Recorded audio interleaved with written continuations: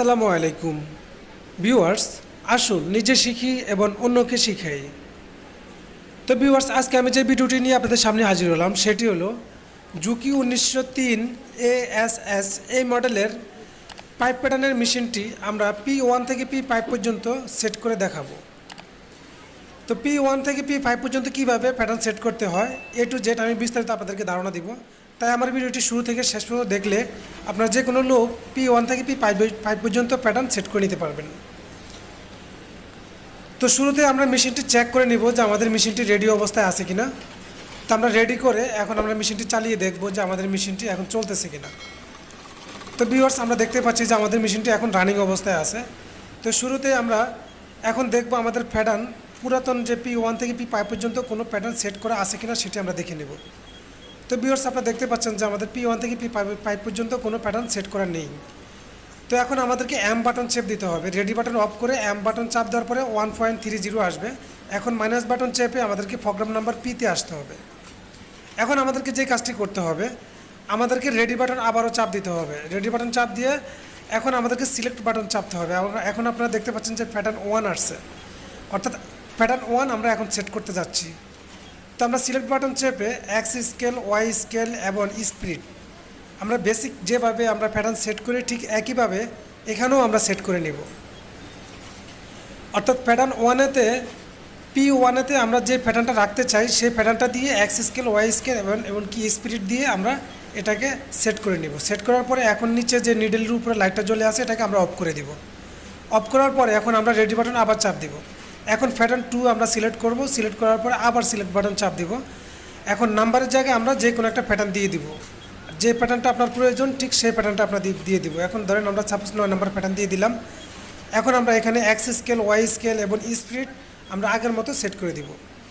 তো ঠিক এইভাবে আপনারা সবগুলো প্যাটার্ন সেট করতে পারবেন। তো খেয়াল রাখবেন যে কটা প্যাটার্ন সেট করবেন ঠিক একইভাবে আপনারা নিচে যে নিডেলের উপরে লাইটটা জ্বলে আসে এই লাইটটা আপনাদেরকে অফ করে দিতে হবে। অবশ্যই অফ করতে হবে, যদি অফ না করেন তাহলে ইরর চলে আসবে। তো এখন আমরা একই নিয়মে প্যাটার্ন 1 থেকে প্যাটার্ন 5 পর্যন্ত সেট করে নেব। এমনকি আমার যে প্যাটার্নের যেটা প্রয়োজন ঠিক আমরা সেটাই সেট করে ইন্টার চাপ দিয়ে সেভ করে নিব, অর্থাৎ রেডি বাটন চাপ দিয়ে সেট করে নেব।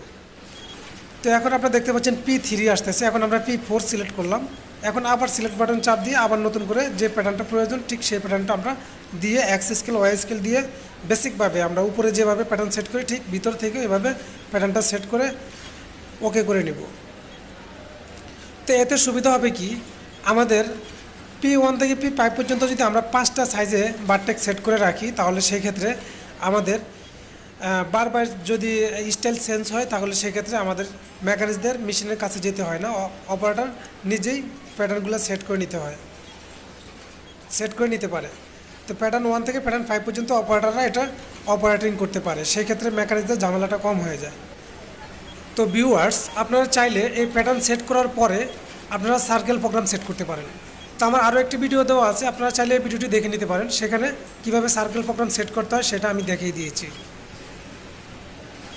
তো ভিউয়ার্স, এইভাবে আপনারা চাইলে P1 থেকে P5 পর্যন্ত প্যাটার্নগুলো সেট করে নিতে পারেন। তো এখন আমরা দেখে নিব যে আমাদের প্যাটার্ন 1, 2, 3, 4, 5 অর্থাৎ P1 থেকে P5 পর্যন্ত সবগুলো প্যাটার্ন সেট হয়েছে কিনা।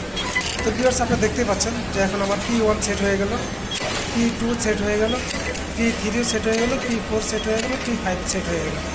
অর্থাৎ আমরা P1 থেকে P5 পর্যন্ত যে প্যাটার্নগুলো সেট করলাম ভিতরে এক একটা এক এক সাইজে সেট করলাম, এমনকি এক একটা এক এক স্পিডে দিয়ে রাখলাম আপনাদেরকে বোঝার সুবিধার্থে।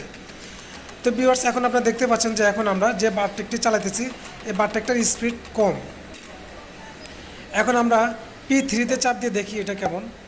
এখন আপনারা দেখতে পাচ্ছেন যে আমার এটা বারটেকটাও বড় হয়ে গেছে এবং কি স্পিডটাও মোটামুটি বেড়ে গেছে।